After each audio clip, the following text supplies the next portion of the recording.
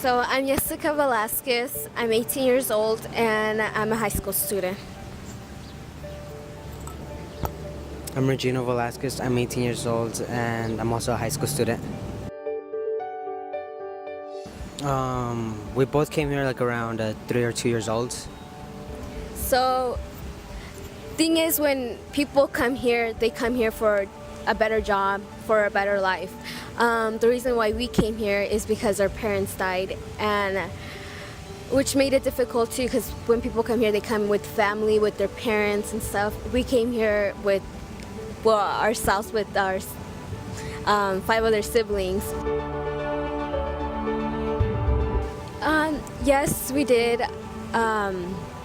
She had already been here, so she would help us out. She would send money. She came here to work to give us a better life. So she would send money to my parents to help take care of us. Coming here was really different. I spoke to my to my aunt, and she said that it was difficult for us because the place where we came from was really poor, and there was none electricity or anything. So we had to adjust to that. Everything was very advanced, from like toilet flushing. There was nothing like that. The bathrooms were outside. We had to go get our own water from the lake, I guess. And so it was just adjusting to the littlest things too.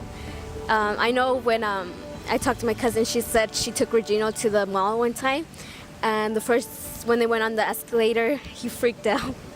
So, yeah. When we were raised in Mexico, we were raised to speak Nahua. What is it called? It's an indigenous language. It's an indigenous language, and when we came here, like around 2 or 3 years old, that's all we spoke, and we had to speak Spanish. So I guess it was kind of easy for us speaking it since we were little, and we were able to pick up on stuff easily. I know we had difficult with English, especially now too. Like English is probably like not my best subject.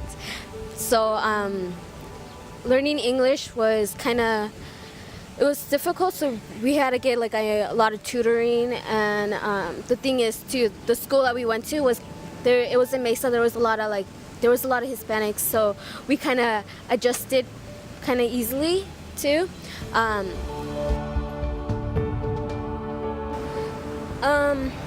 Okay, so we got put into the foster system because when we were with my sister, there was some problems there. So we lived with my older sister, one of my older sister, Araceli, who came here with us from Mexico. She called CPS, and so the 5, so we went to go live with my tia, and so we went to go live with my tia, so we had to go to counseling because of the situations that we were having. And we went to counseling. I remember one day, it felt like, just a normal like counseling day. And so we went to downtown Phoenix, and it was me, Regino, my older sister Irene, and then my 2 little brothers. And I remember one of the guys coming in, and he's saying that you guys can't live together. And so they took us to different homes, and I know I saw my tia, she was crying, and it was hard because we're siblings and we were being separated, and so the reason why we were separated was because my tia wasn't making enough money, and the state wanted him to make more money than what he was making in order to provide for us. And so they tried a lot to they wanted to adopt us, but because they weren't making enough money, they weren't able to. And there was 13 people living in that house, so that made it difficult too. They wanted there's rules when you're in the foster system. Every children has to have their own room, their own bed, their own dresser, and the 5 of us were sharing a room with one dresser and a bunk bed. So yeah. Well, we didn't find a family right away. I bounced to around 7 houses, and one of them was actually the last one was actually gonna adopt me, but I don't know. I just didn't feel comfortable. A lot of stuff happened there, and then we went to a visit. Cause I don't know. I guess like the foster system doesn't really tell you a bunch of stuff. They just go like, "Oh, you're going to a visit." And all of a sudden things change all the time. So we went to a visit. It was me. I lived by myself, and then my sister. She went over there too. So then we ended up meeting together, and we met our foster mom, who we didn't know she was gonna be our foster mom at that time. We just thought she was just another woman, just that we were just gonna talk to. And then at the end, she was nice. At the end, they asked us, would you like her to adopt you guys? And I know we didn't really think that we would like find someone that would adopt us, but it was difficult because no one really wants to adopt older kids. They all want babies, infants. Which isn't a bad thing. It's just, yeah. Yeah, so we went over there. We ended up saying yes to them, and then we got adopted like around 10 or 11 years old. And yeah, I mean, it was difficult. I mean, it's living with a different family, living with different rules. Every house you have to go to, it's different rules, different stuff you can't do, stuff you are able to do. No, we got adopted first by the same people, and then our foster mom ended up hearing about that we had other siblings, and I mean, she was like, our foster mom, she's like really helpful. She always wants to help. And she ended up finding out that we had an older sister named Irene, and she wanted us all to be together, all 5 of us. So she tried adopting all 5 of us, but it was kind of difficult. And then my 2 little brothers ended up getting adopted by a different family. So we got adopted first, and then we ended up adopting Irene.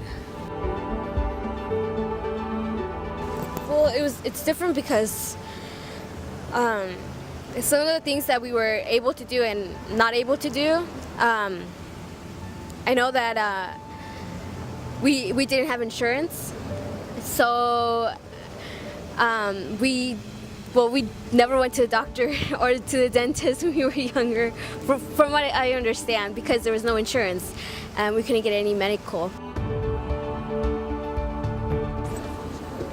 So when we got adopted, my foster mom thought that we automatically became citizens.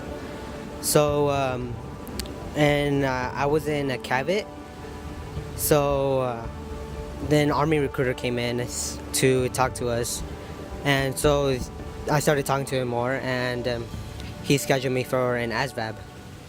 So I went to go take the ASVAB in Phoenix. And then I got all my, like, anything that identified me, and then he wanted a citizenship. I gave him my residence card, but my residence card says my real name, and my other cards that when I got adopted says my real name that I go with right now, which is Regino Velazquez. And both of those names didn't connect in the system, so it wasn't able to go through. And so they wanted me to get my citizenship. So it took us, how many years? I want to say about 7 years. 7 years for us to get our citizenship that we started to work on.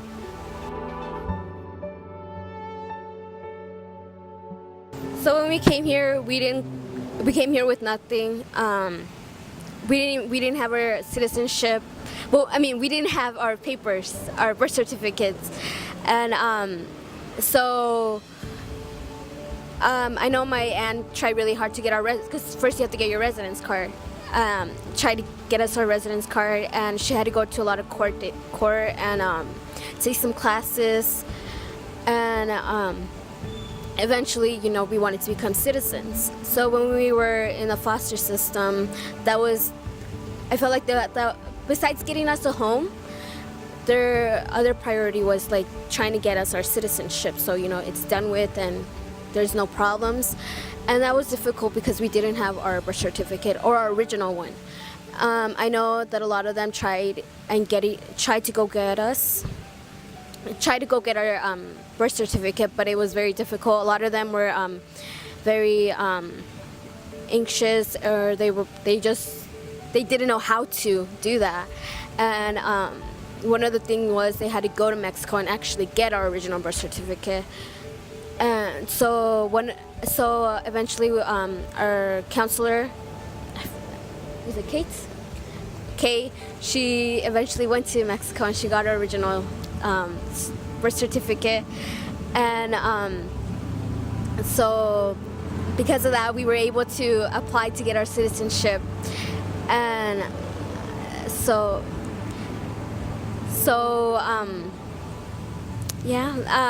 the thing with it too was in order for us to get our citizenship, like Regino said, we thought that when we were adopted, which is what they told my mom, was that when we got adopted, we automatically became citizens.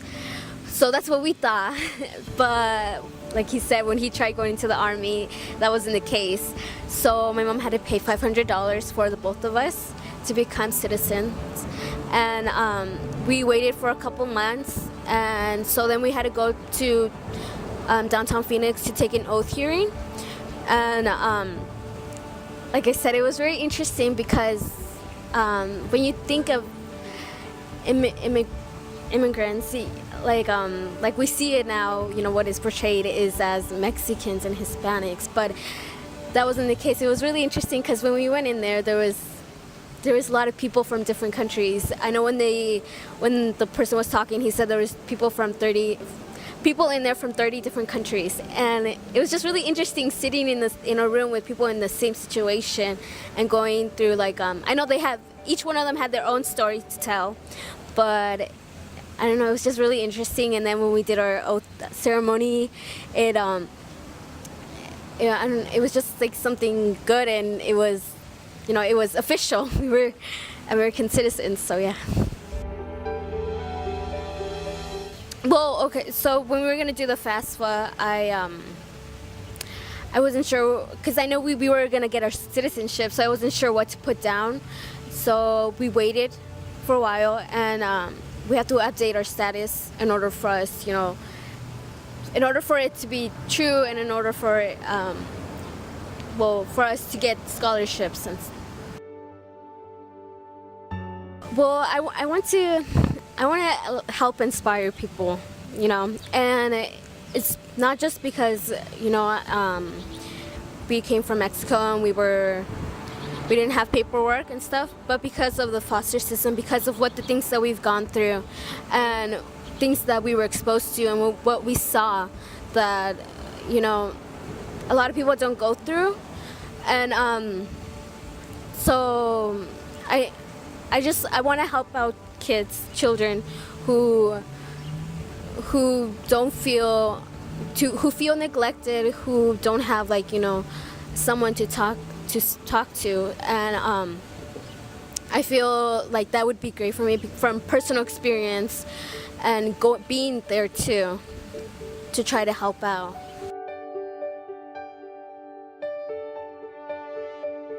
It helps us appreciate things more. From the other thing in Mexico, you don't have an education. You can get an education, but you have to pay for it. And because where we are from, it's really poor, we couldn't do that. We didn't have the money to go to school and stuff. Here, you're given a free education, you know. I know that when you go to school, there's, you know, students who take advantage of that and stuff. But I feel because of that, we were able to appreciate that more. And overall, we're pretty good students. So, like, I know the education wise, that's very like that's something that I really appreciate. No, I feel like we came to the U.S. for a reason. That we were, her and I and my sisters, as my siblings, were all giving a second chance to do something better with our lives than just to live in Mexico, where there's no jobs, there's really nothing over there.